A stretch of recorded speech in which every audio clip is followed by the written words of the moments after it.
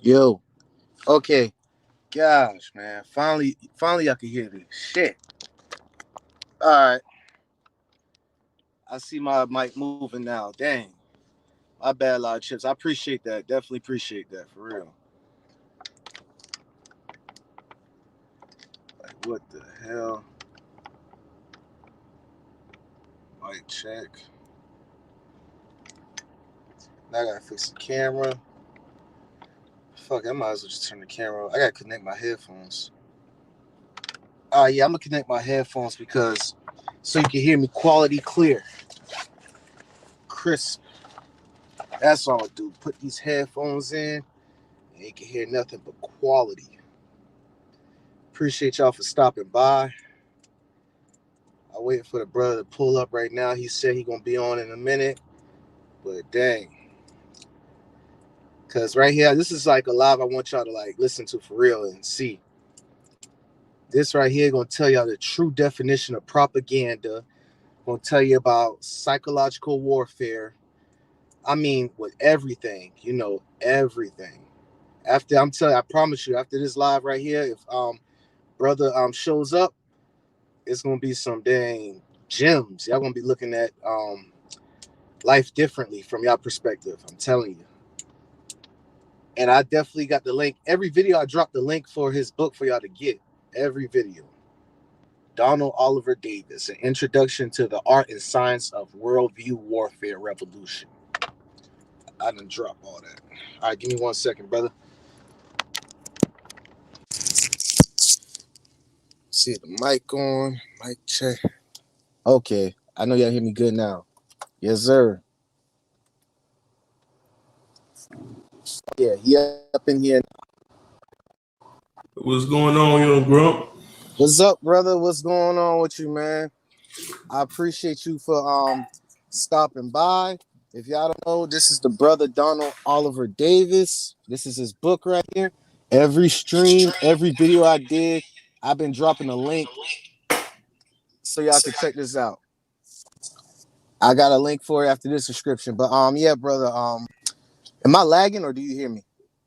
No, I hear you. I had my volume turned down at first. I couldn't hear you, but I can hear you now.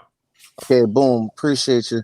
Yeah, shouts out to Loud Chips. All right, so my camera might be on and off because I don't want to cause a lag. I'm not wired. I'm actually in an empty parking lot right here after the gym.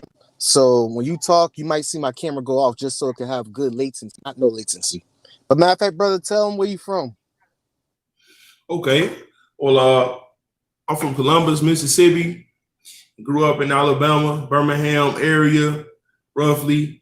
And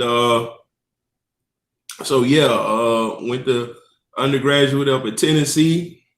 And now I'm here in Atlanta. So just Southern gentleman, man. Yeah, I appreciate you, man. And like when I first came across, it was from AyoNation page, right? It was you called in the show and you had gave the like steps of propaganda because from my perception, propaganda was like Adolf Hitler towards the Jews during the Holocaust or the Europeans towards indigenous people during slavery. But I like how you broke it down. Is there a way that you could kind of break it down during this live stream? Yeah. So basically, the Nazis during World War II, they did a lot to modernize propaganda, especially with things like with radio and film. And so, but propaganda is it's a very ancient means of warfare. And so it basically, there's tons of people all throughout the years that have written like theories of propaganda theory.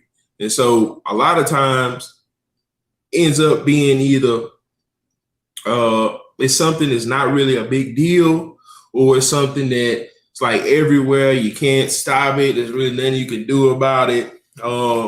And then too, the issue of value or right and wrong, things like that, they kind of get confused and people don't want to take a stand. So studying it could be really difficult. But what I did, I found out about a guy named Jacques Ellul. It was a Frenchman that lived during the time of World War II. And he had a very unique propaganda theory. And so basically it boils down to going two directions. He's got agitation, which is to cause strife in the target population. Then you got integration, which is to build like a fake form of solidarity. And I don't mean fake in the sense that people don't really come together, but I mean it's people coming together around something that can be used to manipulate them. So that's basically the two ways that propaganda is going to work. And so in general, that's what propaganda is. Now, it doesn't just work by itself. There's there's other components that make worldview warfare work, but propaganda of itself is that's in general how it does its name. All right. So I appreciate that. Hopefully, in the lag of mine. Okay, cool.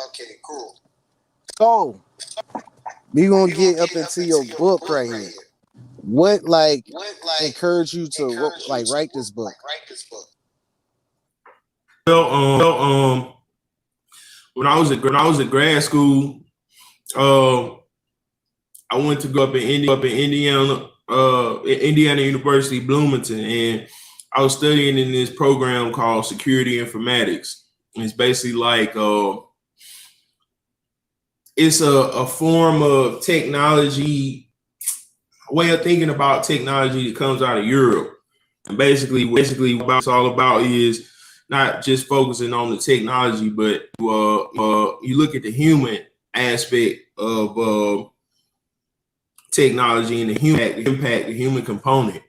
So when I was up there in a master's program, I was like the only full-time master student in this program. It was just being started. Really, it was security informatics. So I didn't focus on the exact same things as would be in a cybersecurity program, dealing only with the technology or the machines, I should say. But my program also took in the human component. So I'm taking the different classes and things like that, and it's pretty interesting. Some of the stuff's not so much interesting.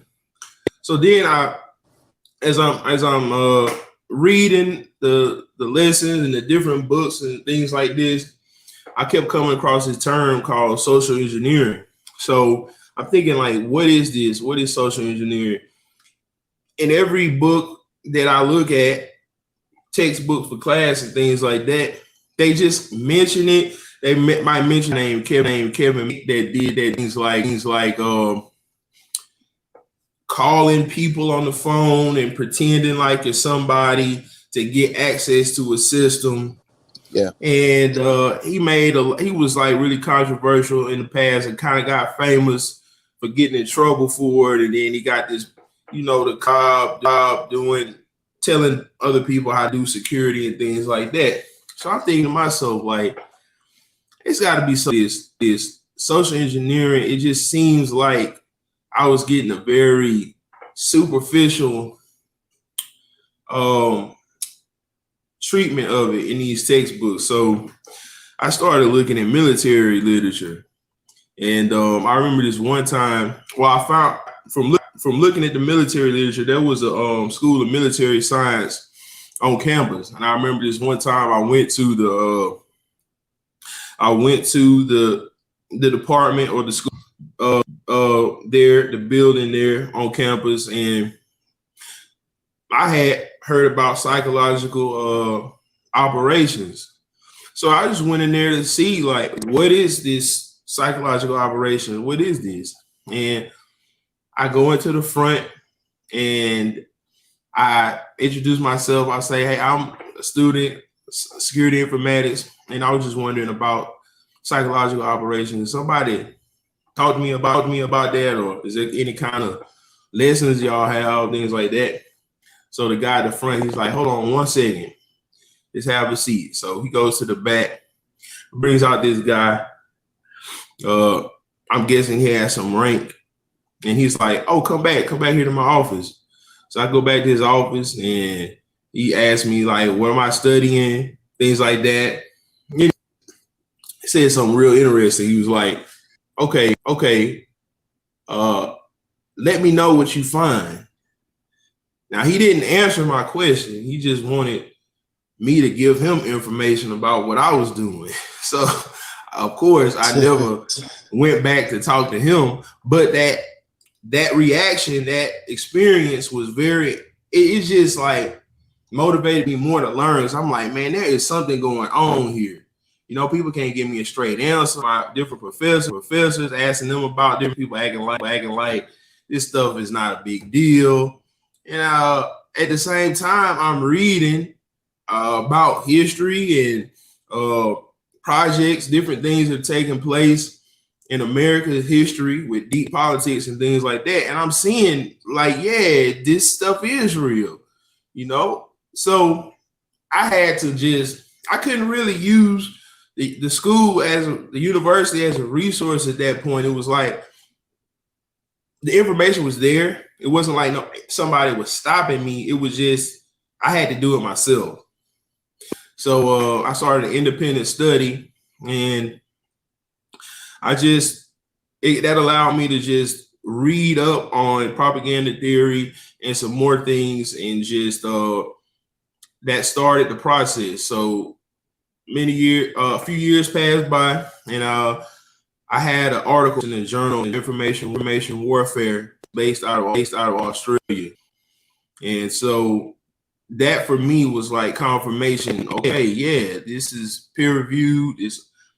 People take this seriously. It might not be a very common thing, but definitely people in military circles and diplomatic circles and things like that, this was real. Dang. So you had to figure out a way to do your own research. Yes. And so that's what the independent study does. Like I'm assuming most colleges and stuff, you could do during the upper year student that, you know, they feel like is mature enough to, you know, do the work and not just lollygag and stuff like that. So, but yeah, it's a good resource to use for people that's in college that want to learn something that really there might not be a class about it. You just make up your own class. The professor will sit there and kind of go forth with you. In my case, it wasn't necessarily smooth because, man, this stuff is politicized. These techniques and things like that are used like right now. It's certain little techniques you can learn about, and you can start manipulating people. So it's one of those things. A lot of technology comes out of the military. A lot of things that we use today, like the internet, for example. The internet, it started within the military, and then these things get introduced into the public. Of course, they might not have all the different ways in which they work on the military side brought over, but you can best believe that certain things in there will benefit military still, even when it's still in the public, and protect military interests. So yeah, it's just one of those things where these techniques and stuff are being used so much live today that if a person is not in the military, I can kind of see why the resistance to just learning, anybody just kind of learning about this stuff, because it can be used in a way that they could really cause some damage. Yes, sir. And I would say one thing, because I was in the military for 4 years, you got to reach a certain type of security clearance in order for you to know stuff like that. So even in the military, you got to move up that bracket to know. I only know like a little bit of it, but it's crazy how is getting used in today's society. Mm. How does it change your thinking and understanding? How does it change my thinking? What now? Like how, since you learned this, like how do you see the effect it's doing on the masses? Oh, definitely, man. One of the most recent examples would be what happened with the Capitol. You know, for years people have been talking about QAnon. For years, people have been talking about the way Trump and some of the people around him. Well, I would say people around Trump that that were with him when he was getting his election campaign rolling and gaining support. Some of those people around Trump understood these things very, very well, and you can see how they used the social networks like Facebook. You can see how they use those places like 4chan and 8chan to really get things rolling sometime before Trump even announced that he would be president or try to run for president. And you see this culmination on the Capitol. You know, these people have been soaking up this propaganda for years. And so just like Jacques Ellul breaks down, you got the sub propaganda that we're introduced every day. And then we got active propaganda that when the opportunity arises. And so that's exactly what happened. And the way it played out, even with certain people in the government, federal officers, for example, it was saying that there were some insiders that were with the whole storming in the Capitol that let the people in and things like that. Even they fell victim to this stuff. So yeah, it's huge. It's getting bigger. You know, this country we live in with these technologies like Facebook and Twitter and TikTok and things like that. This is like the information warfare capital of the world, you know. So it's like all of us are kind of being exposed to this stuff at a level that most other people are not. My bad, brother. Hold on, I'm trying to get some better connection real quick. Okay, no you problem. Can hear me better? Yeah, I still hear you. All right, okay. Let me go ahead and pull over to the side because I've been looking at my LTE 4G signal thing to see where it's gonna be the strongest signal at. Okay. So it's a little laggy. Give me 1 second. Can you please explain the sub propaganda that's happening now? Okay, so with sub propaganda, one thing you have is the reflex. I believe I call it the condition. Who calls it the condition reflex? But basically, that is when that's like when say a bigot, black, white, Asian, whatever, just non-black, call a black person the N-word. That emotion inside that rises up inside you, like you want to punch this fool in the mouth. That even for them to, even when they're backed into a corner, like say they losing a debate or something, and they just say that to try to get a one up. That whole thing is a conditioned reflex, like what we do when the pressure is on, and that reaction that we have.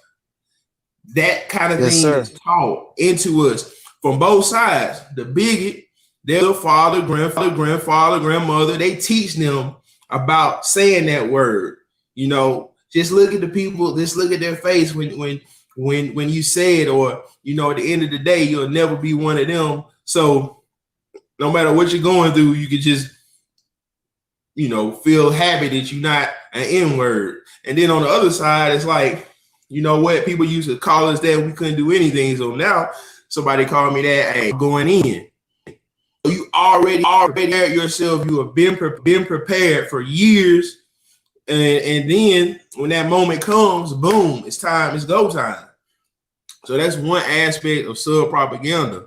And then the active propaganda is like what I said. When it's time to go, then it's gonna push us, and it's either we're gonna be fighting, or it can be used in another direction, which is to, as we see in a lot of these social justice movements, how race can be used and put in the front, but really it's something else going on to bring people together around something that they think is about one thing, but really is about something else. Oh, yeah, there we go. So, hey, I got a question, brother. Like, because I'm from South Carolina, and I grew up, like, you know, my granny had witnessed racism and been fighting for it. So in my ancestors, whatever you want to call it, I tried to, like, you know, control myself. If I haven't been in that experience for somebody to call me the hard ER word. But I just feel that I felt victim for it. I feel like if I've been called that, it's go time. Because it brings back the history. But I'm sorry, can you please explain more in depth of how that's embedded in my head and many others? Well, it's just, okay, it's those, like, for example, when you were hearing those stories from the people in your family, when you were watching those movies like Mississippi Burning and things like that, things that happened, you know, before we were born, but still the ghosts of these things continue on today. You know, it builds up a certain worldview, a certain way of looking at the world and how we act in the world. So over time, when those things, and you start to see examples from real life that come close to, maybe not like you said going that far, but things that might remind you, like, wait a minute, this sounds like something that grandmama was telling me about, and you know, like, hey, something is wrong, something ain't right. You could just feel it sometimes, and these things like reinforce. Now, what I'm not saying is everything that we experience, everything that we're taught like that is comprises sub propaganda. That I don't want to say that. I want to be like everything is propaganda. But what I am saying is that when things are used to push people, to cause discord, have people fighting with each other, or to kill each other, being envious of each other, or when people are brought together around a cause that ultimately serves them, it ultimately hurts them. That's what I mean by sub propaganda.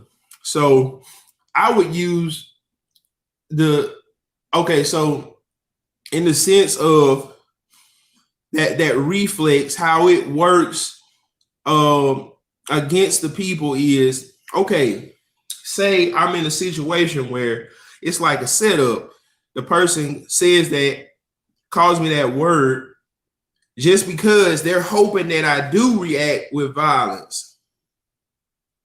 And so that would then reinforce that stereotype, because the people, like, say there was a group of people, nobody really knows what was going on. Then all of a sudden they see me still on this dude, and they're like, man, there they go again with that.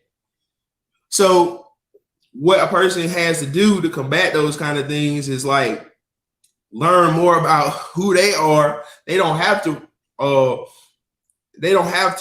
react in a way that says they lack impulse control. Basically, impulse control is the key to the conditioned reflex. If people just cannot control that impulse to act out, then they lose. And we see this in different ways. You know, how many people sitting up in penitentiary right now because they just couldn't control their impulses. And so that's basically the where that comes from, the conditioned reflex. Then you have something that's called the myth. And the myth is basically like a story of how life should be. And we see that also, just staying with the racial thing, and these like racial utopia narratives in which, you know, you got some people like, hey, if we just go all the way back to the Nazis, if we just get rid of these people, you know, this world would be a better place. You know, this world could be, look at all the potential we have. Second, brother. Yo.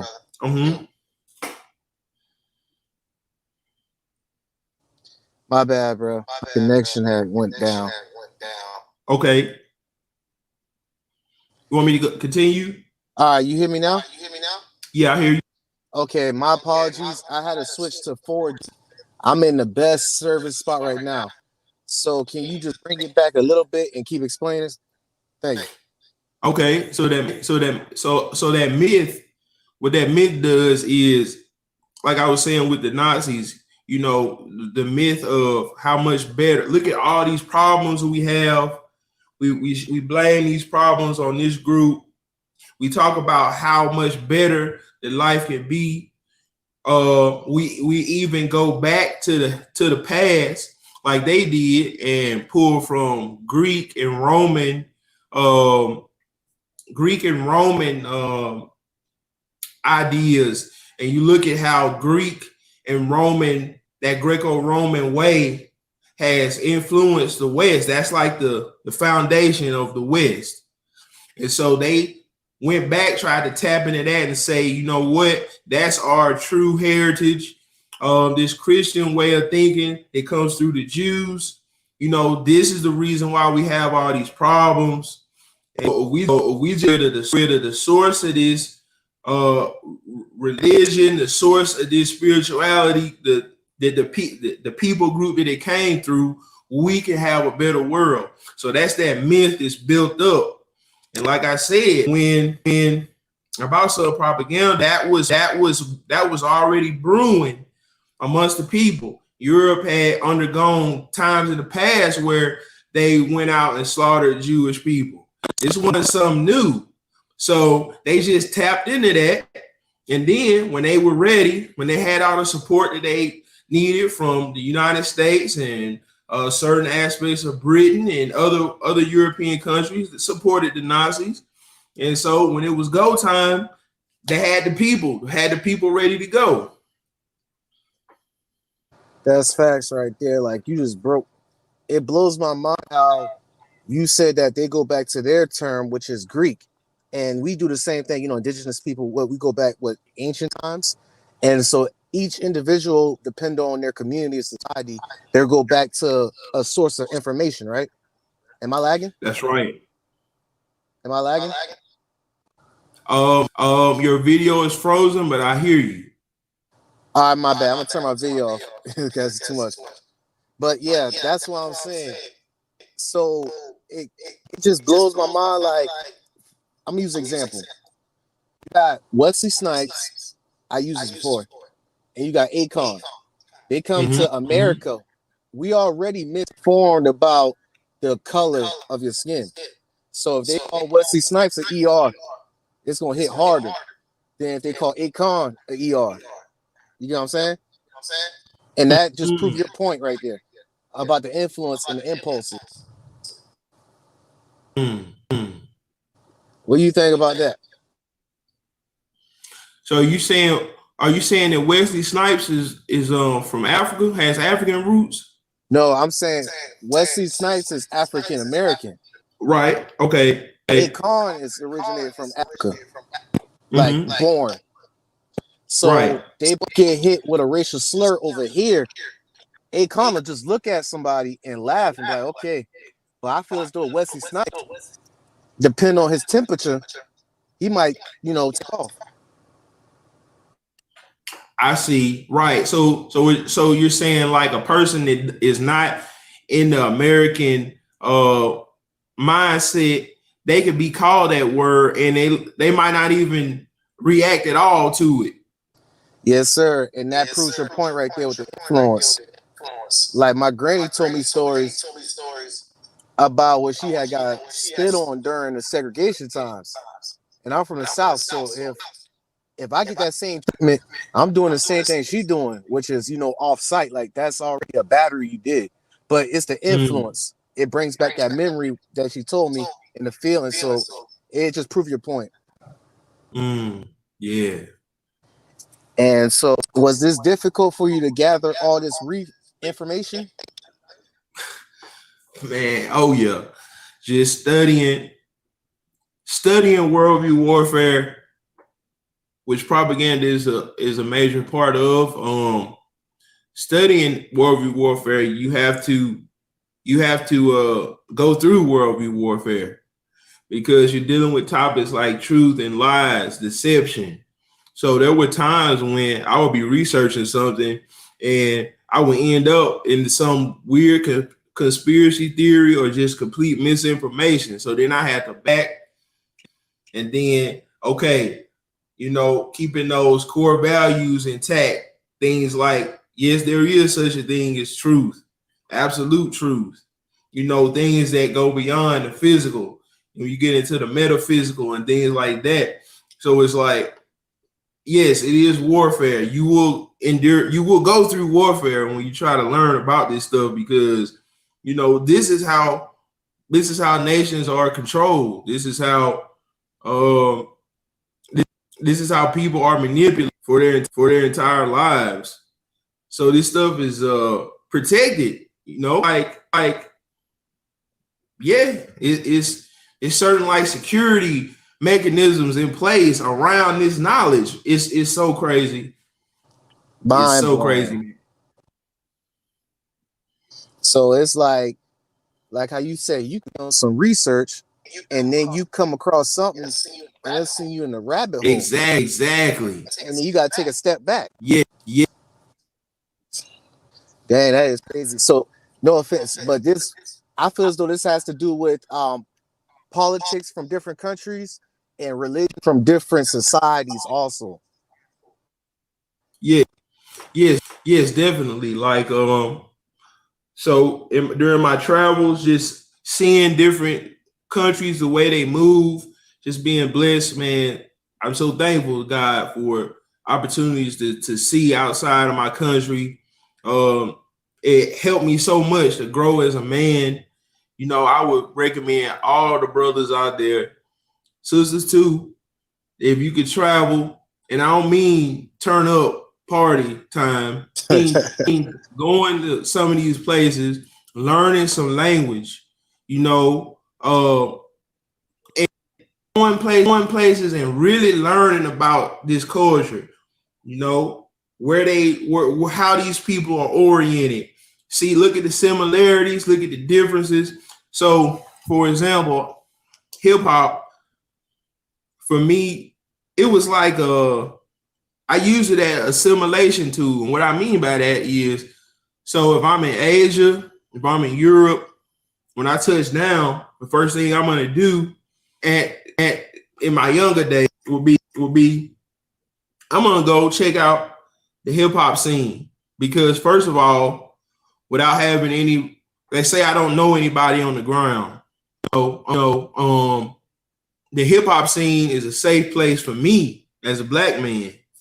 It works for me in different ways. First of all, when I step up in that place, I know I'm a representative of the culture that these people are vibing to, or the society that these people are vibing to. So, you got to be careful about people like neo-Nazis and things like that when you travel. Just like over here, we got to be, careful about running up on some Ku Klux Klans. You know what I'm saying? So if you go to certain places, that, or you have a better,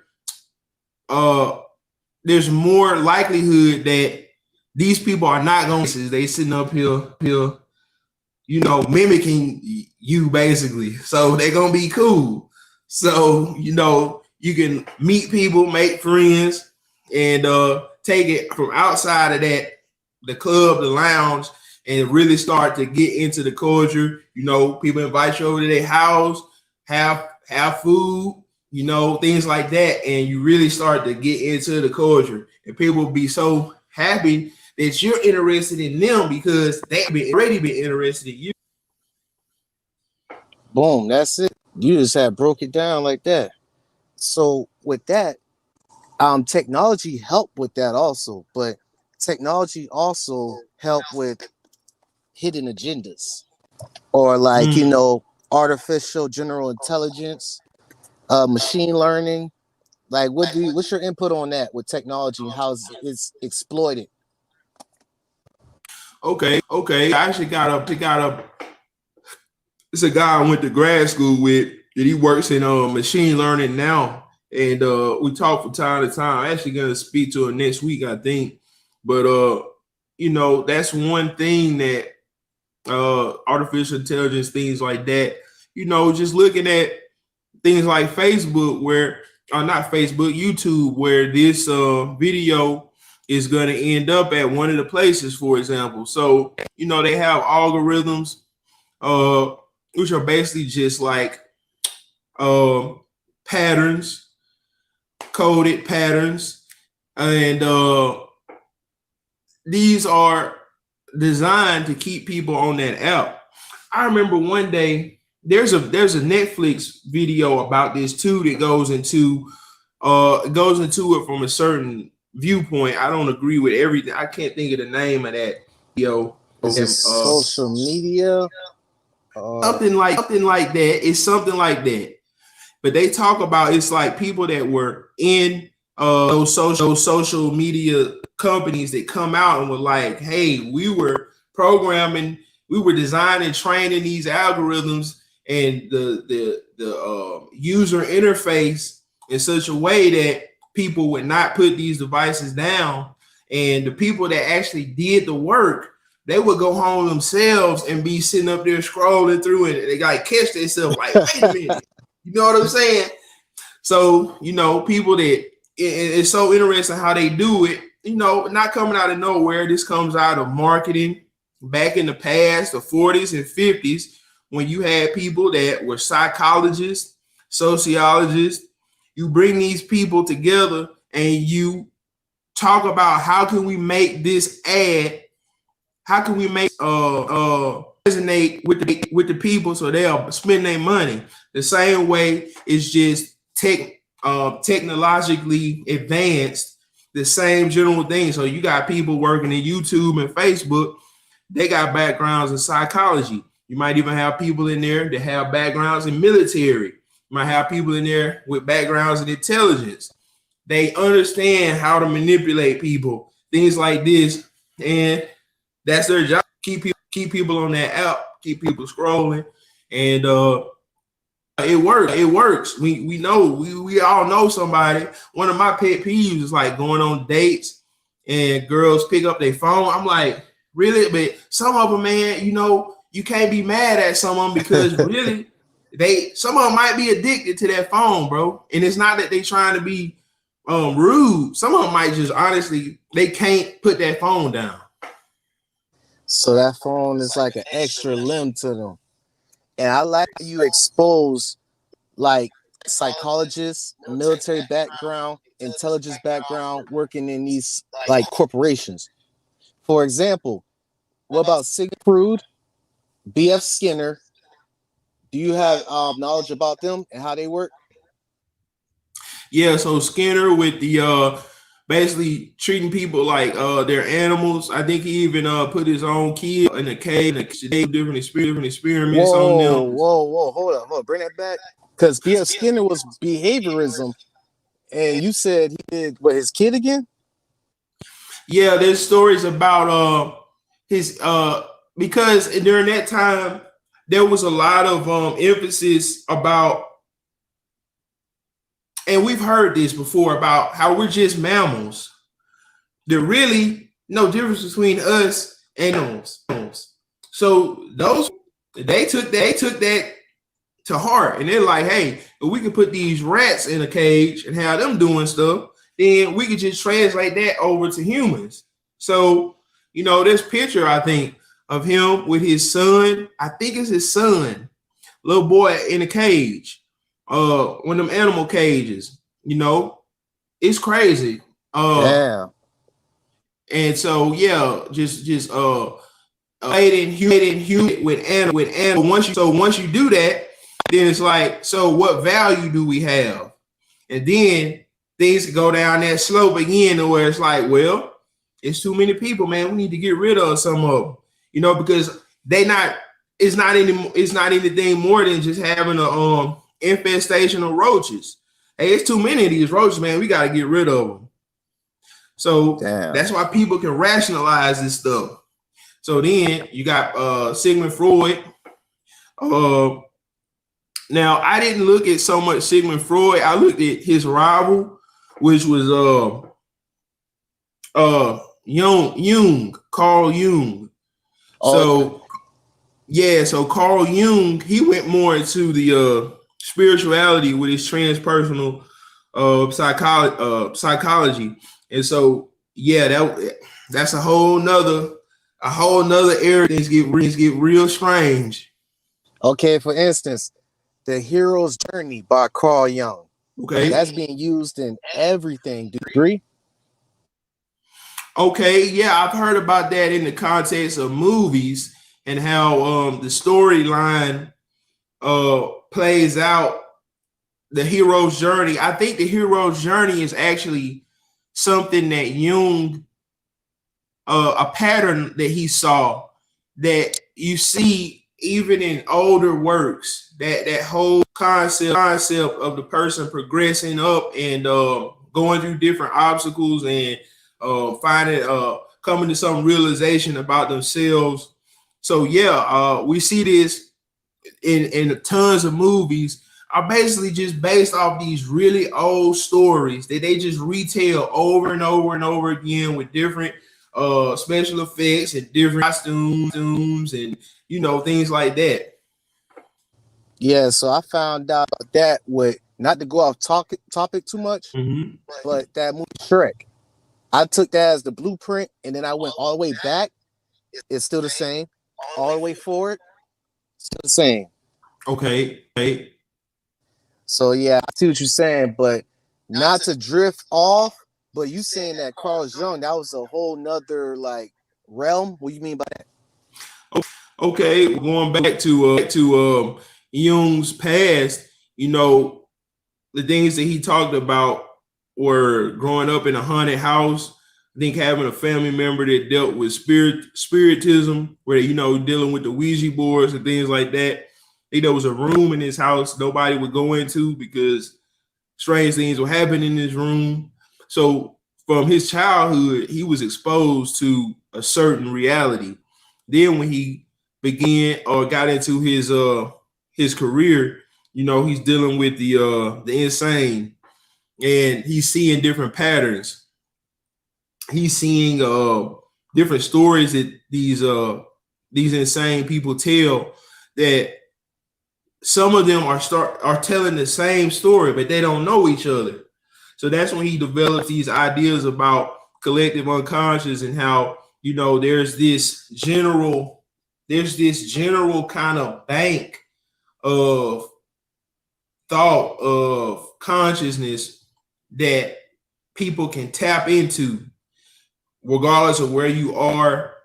Got nothing to do with technology or devices.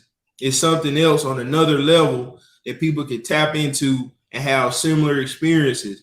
So, after he died, some of his more commercial type of things, works come out. And there's one called a Red Book, and I think it contains a lot of his drawings that he made. And I would put it like this: if he wasn't so celebrated, a lot of people look up to him, are fans of him. If that wasn't the case, I think they would call him, because man, it goes into some strange places. Just to stay with that, I remember I was watching this documentary on Central State Asylum for the Insane. I think this was in Virginia. It was a massive complex, just where you send these people when you can't do anything with them. They can't really work. They're in a bad shape, man. So there was a guy that worked as a if he was a psychiatric doctor or if he was like a ward or something like that.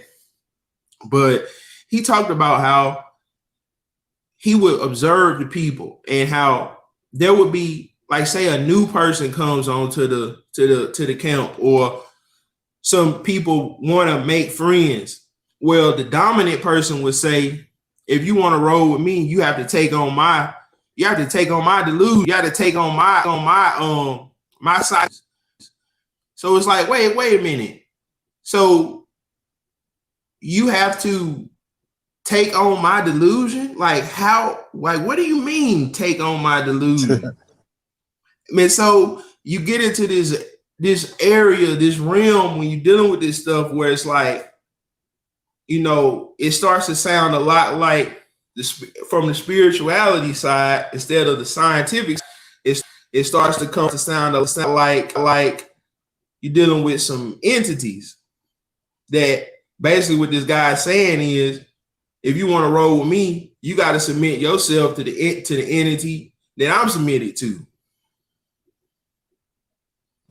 Well, dang, that, see, that goes deep like that with I don't even know what to say about that, but yeah, it's just crazy how this information is like not being shed upon like public school. Oh man, public school, bro. Oh man, I don't even want to go there, bro. I know. I feel you, but when do you became conscious of the system of public schooling? For me, I became conscious of it when I first finished. When I finished undergraduate school, I taught for a year. I was like a permanent sub at school where I graduated from. I worked with at-risk kids, and it was like the alternative school where the kids that quote unquote bad do anything with them, you send them there. And I was working with kids from middle school age to high school age, and I was starting to see like call. I have to push the button on that. You good? Then the next year I got a job working in a private school in a different city. And so I was able to see, like, for example, with the public system, if I wanted to become a full-time teacher, I would have had to go to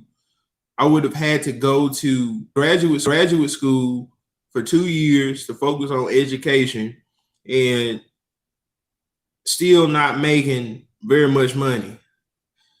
In the private school, it was like, hey, you got a computer science background, we got a computer science class. They didn't even have that in public school. They just had a keyboarding class, but not a computer science class. I remember that. I said, I remember that. Yeah.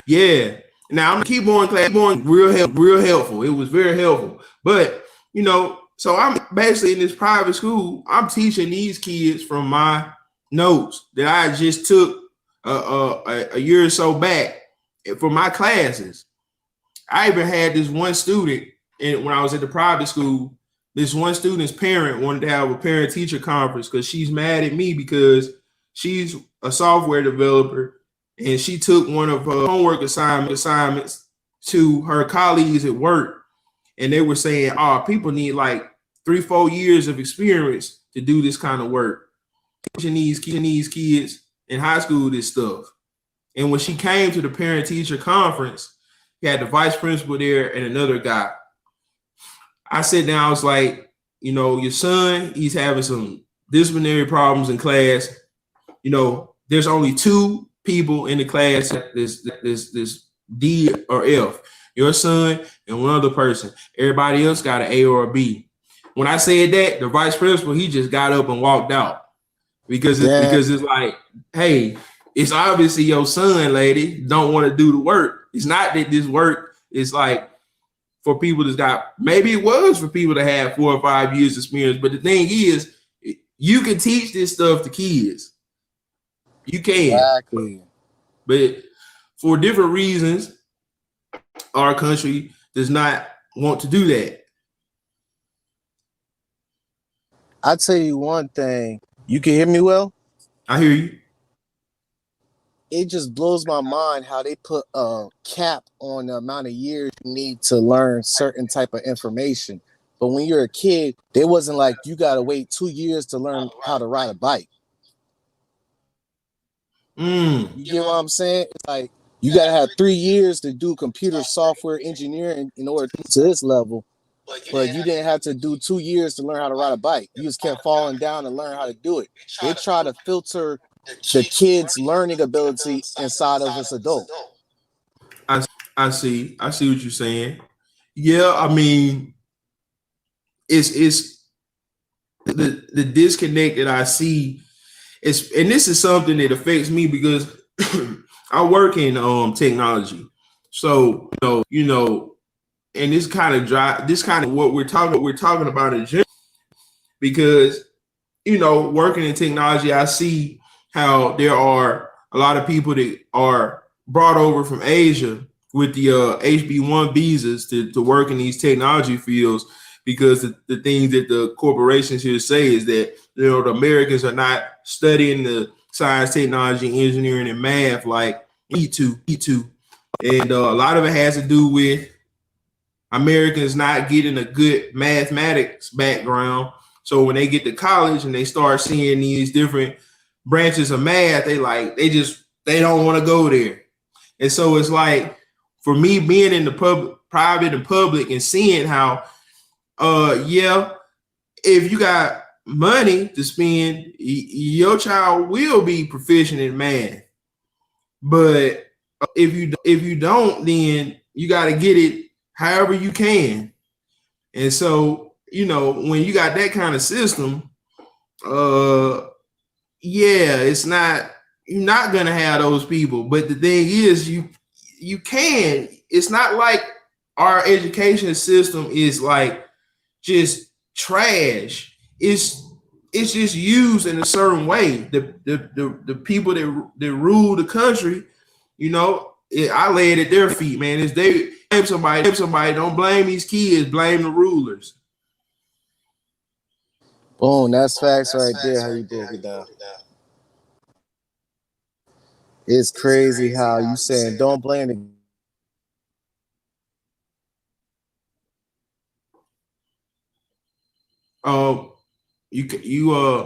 I can't hear you. kid. You hear me now? You need me to shut off my video? I'm about to back out and I'm about to come back in. Let me see. Okay, can you hear me now? All right. 1 second. Okay.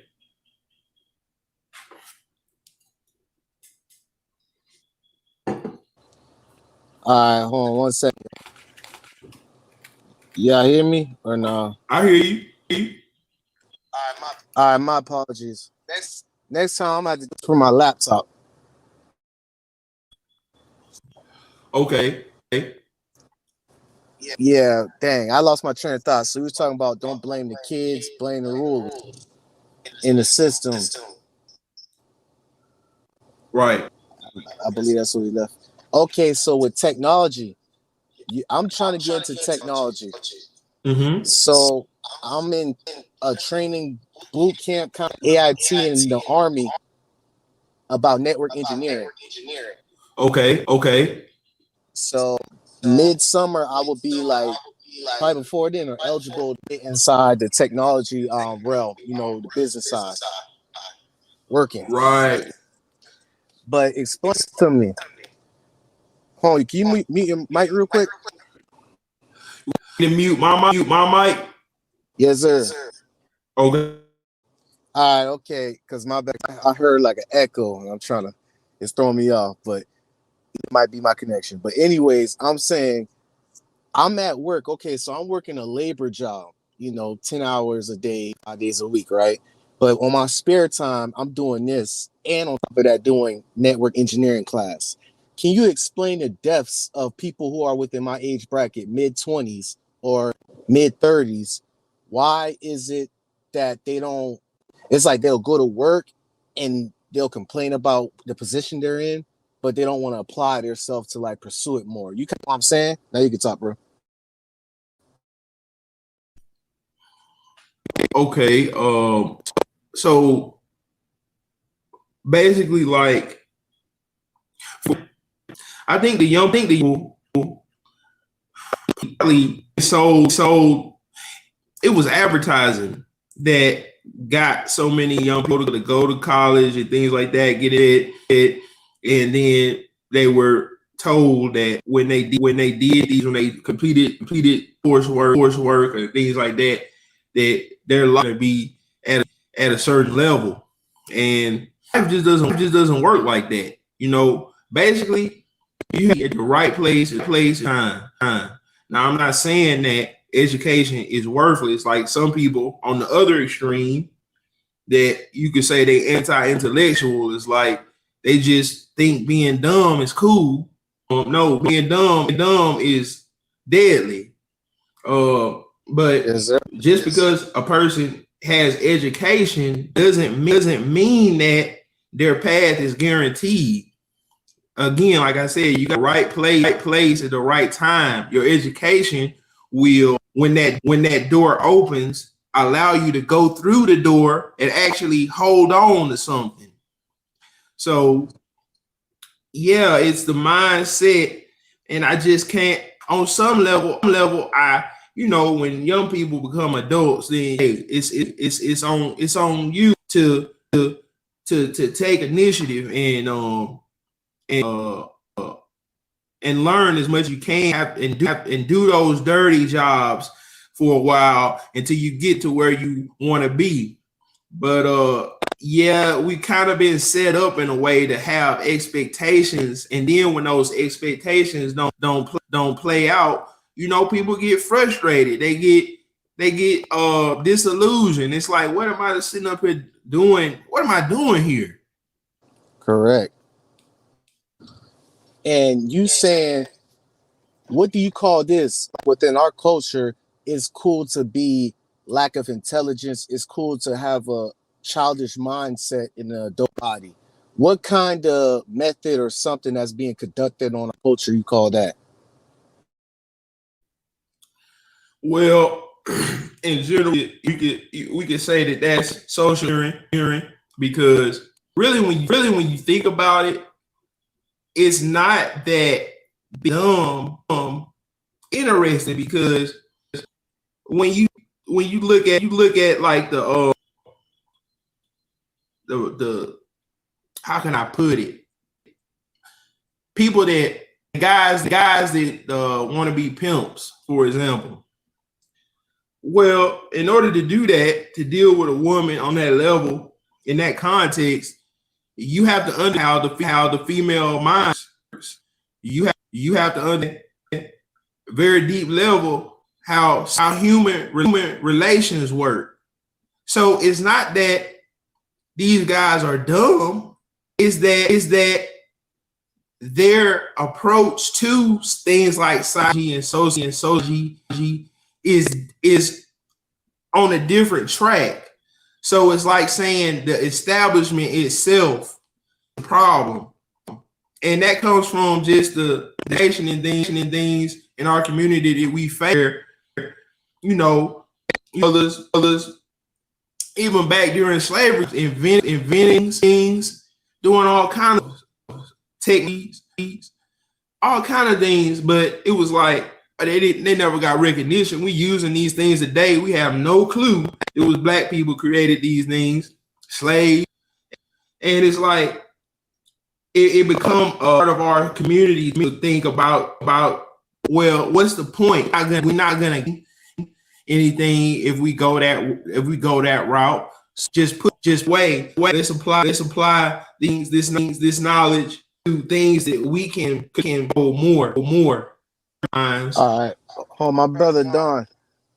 I think you kind of got a little delay. I thought it was my connection, but I think when you talk, it's like a double repeat. You know what I'm saying? For example, it's like when you say go again, go again. You get what I'm saying? It sounds something like that. Do I have a lag when you hear me?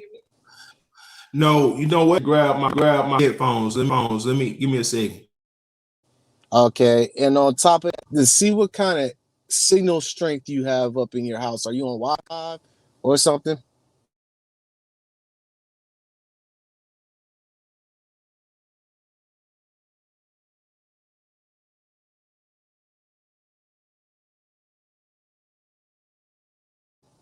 What's up, y'all?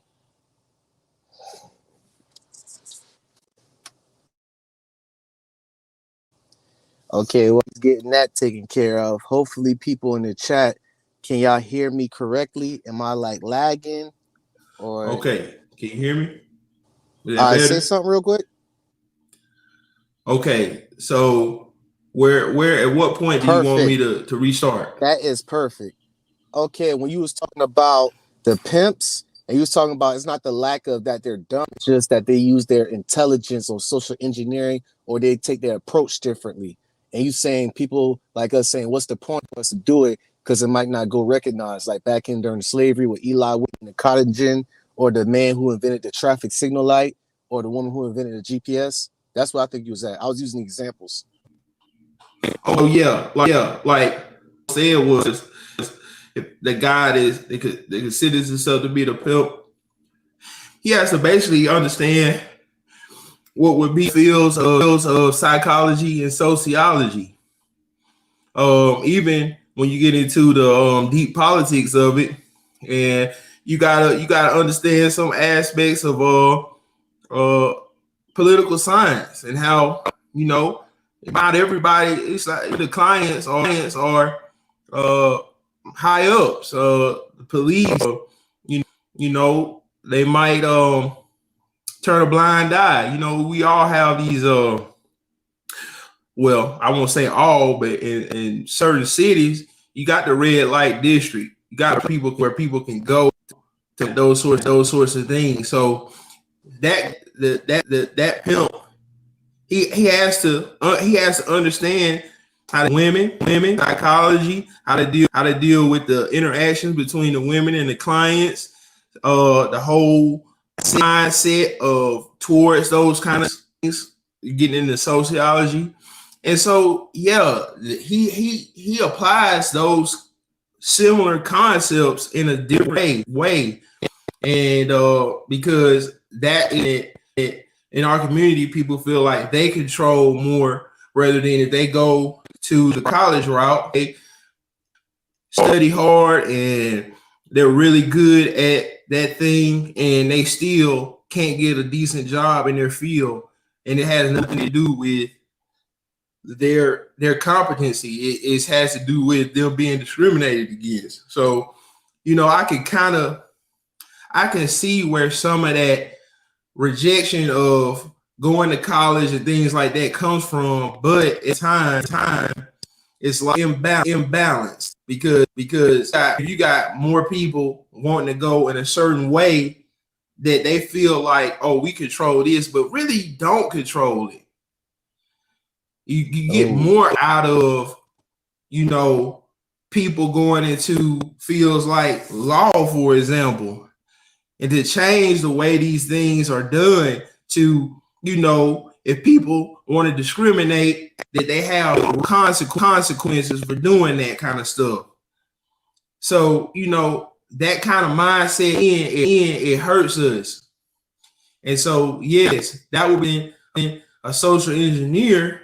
If I wanted to manipulate a society, then that anti-intellectual would be perfect, because today we don't control organized crime in America. so what do you mean? Hold on, like we don't control organized crime in America. Can you explain that further? Well, I mean, like, think about the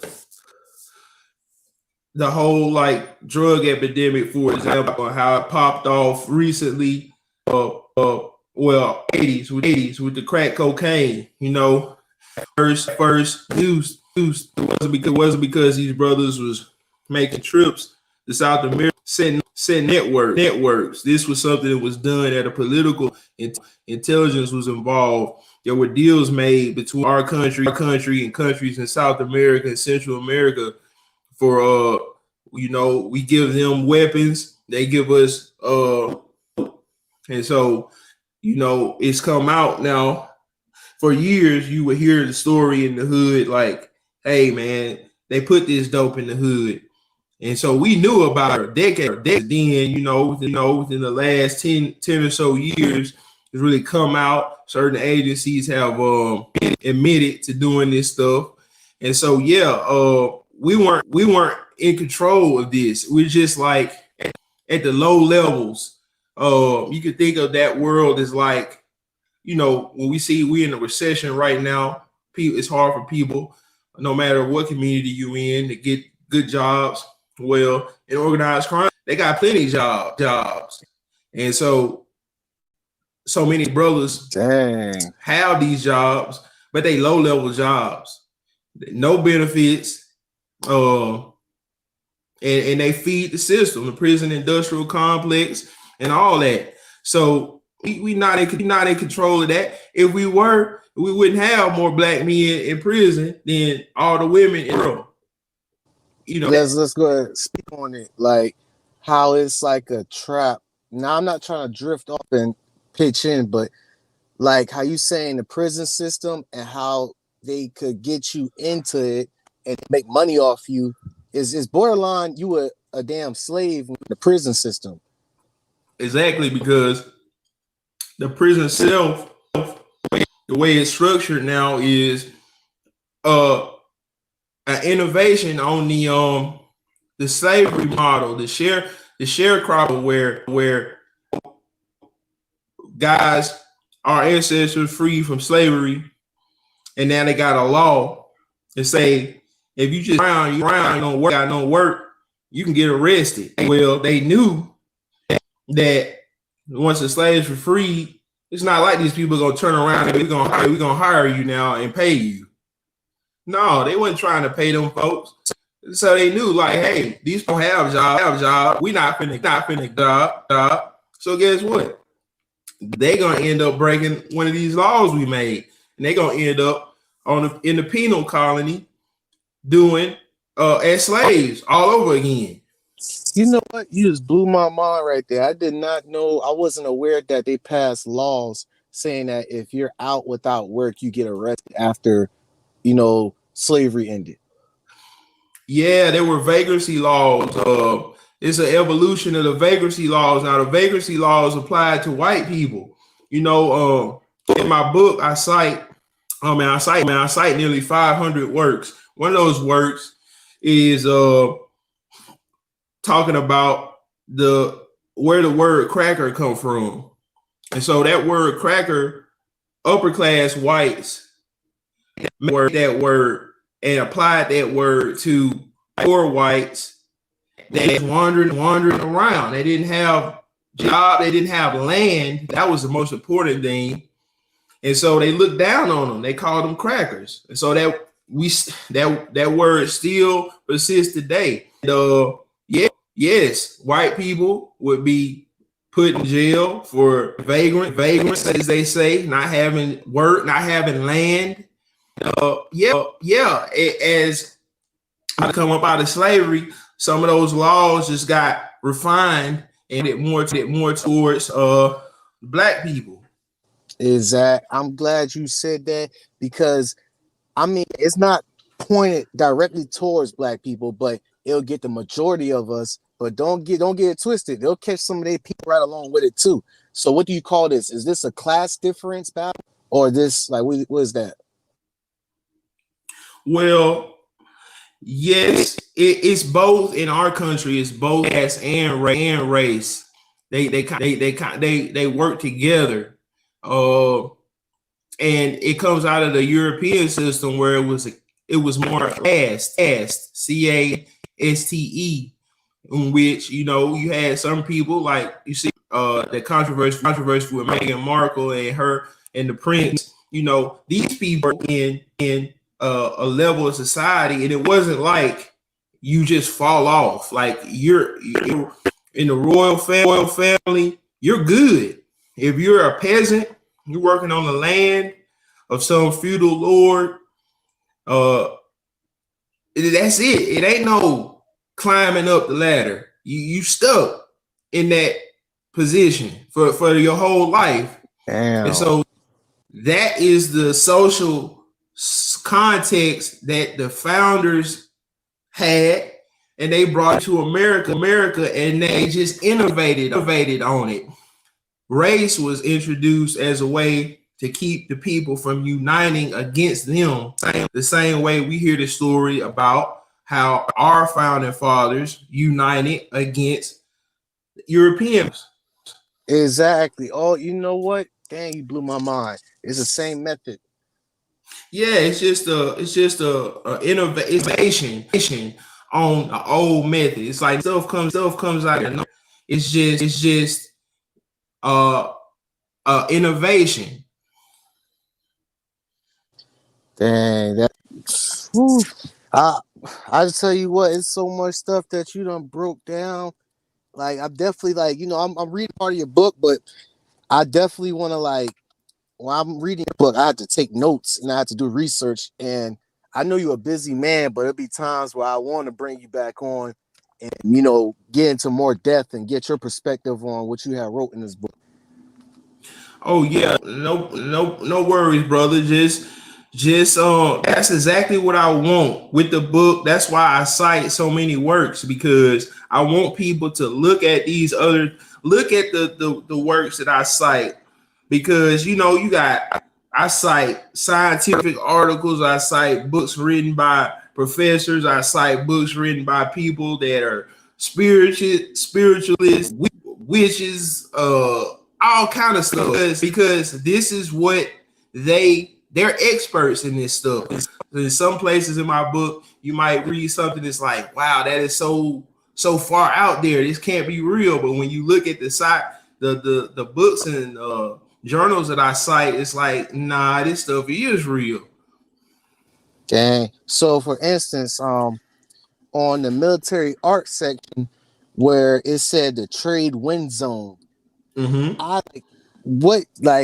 just break that down to me. I'm just like lost when it comes to that. Like mind blown. Okay. So basically, Lou, which is the guy that I really learned about propaganda theory, he had a metaphor in which he likened sub propaganda to, like, think about the sea. He used the sea example, and he said sub propaganda is the body of water. It's always there. It's constant. The waves on top of the water is active propaganda. When it's a opportune time, you know, and then that opportunity is over and the wave is gone. You know, waves on top of the water, they're not just there. That wave, it has a beginning, it crests, and then it falls. It is no more. So what I did, I expanded on that sea metaphor, and I used the hydrosphere, the whole system, from the alignment of the planet and the moon and how it affects the water and the currents, down to the molecules with the water and the salt. So yeah, man, it gets deep. I can't just take full credit for that, man. You know, there was some divine intervention in this and help me understand this stuff. So yeah, man, in that particular sense, when I talk about the trade winds, what I'm breaking down is technique. Now we haven't touched on technique in this discussion, but this is propaganda is like a focus area of technique. Technique is much larger than that. The propaganda is an integral part of technique. And so yeah, it's like all the things basically that people use to make sense of life in this crazy try to get some kind of advantage in a world that we don't even know if we're gonna wake up to. So what kind of things are we doing to make our way in this world? And it ends up falling back on technological innovations and cultural innovations. That's pretty much the do, you know. And it's been like that since we had recorded history. That we're just trying to survive in this thing. We're trying to survive, and we trying to survive on a spiritual sense of having, what are we gonna believe in and things like that. And out of our own power, how do we maintain in this world? So yeah, these are systems of, and what I want people to see from the book is that things might seem chaotic in life, but really there's a method of this stuff. There's some at work that you can see patterns in. And so that's why I use the hydrosphere, because if you look at the earth and how these earth, it's a bunch of patterns. Nature has patterns in it. And these patterns teach us a lot about things. And so that's what I try to do, just drawing a natural analogy. I hope I didn't just confuse even more, but I'm about to say, nah, you ain't confused me, but I could definitely drop down the link and the picture of what you're saying in the description after this live right here on what you're saying. The patterns are within the whole world and how that. Oh, I'm about to damn confuse myself. But let me show this picture right here for it. But yeah, once again though, brother, I have a good question for you, man. Like, are you like, so not to get into your personal life, but what are you currently? Are you a freelancer, or are you a professor, or what's your occupation? Oh, my 9 to 5 is software engineer. Oh, that's what's up right there. Yeah, man. So it wasn't all easy. I finished grad school in 2008. As I finished, the economy fell off a cliff, and man, I went through it. There was several years where I was underemployed. Man, I had all kind of jobs, bro. Worked as security guard. I worked in a movie theater, sweeping up popcorn after people finished watching a movie. Man, tell the hustle. Yeah, it was like homeless for a week, sleeping in my car. Had a job. I understand. I feel you, man. I could just tell from the essence of you. I could tell that you went through the struggle, but not only you went through the struggle, you might got scars, but you're in a better position. You're more enlightened with it, if that's the correct term to use. Like, I see where your mindset at. It's like, it's not linear, because every time we talk about discussion, it just blows my mind and make me look at stuff in a different perspective. So we relate, because we both brothers and both came from a struggle like that, and you had the ups and downs. But I have a question about software engineering. Did that change your life though? It changed my life in the sense that when this pandemic, man, I applied for telework, which is working from home. I applied for telework in late 2019. So when the pandemic popped off, I was already working from home, and I was seeing how so much of this pain out here, man. I was looking at it from the outside because I wasn't going through that. There were so many times when I was underemployed or unemployed, and man, I thought about just going and grabbing those pieces of paper, as they say, and just burning them. And I remember my mom's, before she passed, she was like, "Don't do that." You know what I'm saying? It's tough right now, but it's gonna get better. And so yeah, man, most of that as far as change in my life has happened within the last year because I've just seen how all that pain and struggle I went.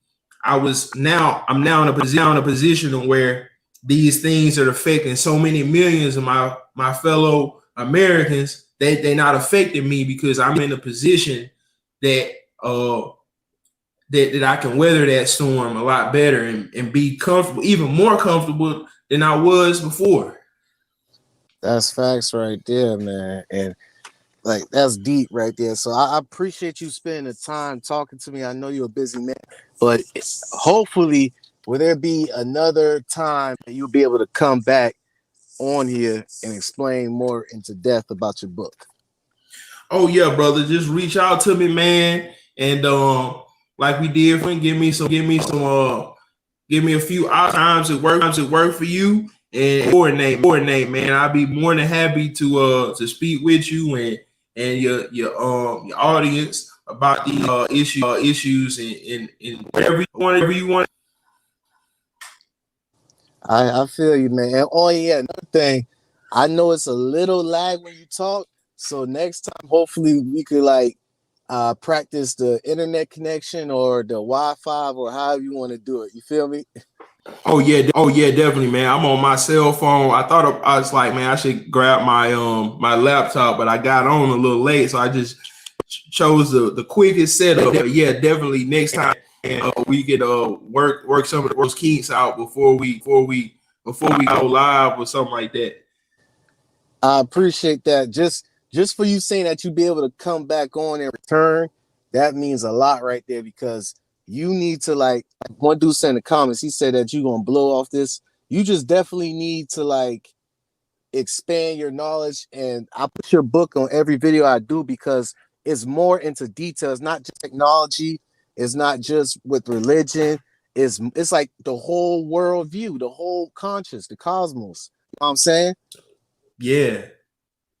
So yeah, brother. I appreciate you for allowing me to come on and talk about this stuff, and I appreciate you for getting the book. That means a lot to me. There was times I was like, man, this stuff. Who's going to be interested in this stuff? You know, you just when you're in the process, sometimes you have the questions. But so this is just confirmation, brother. So yeah, more than happy to come back on. Yes, sir. It's gonna be a slow grind. So anything you want to say to the audience before we sign off, though, brother?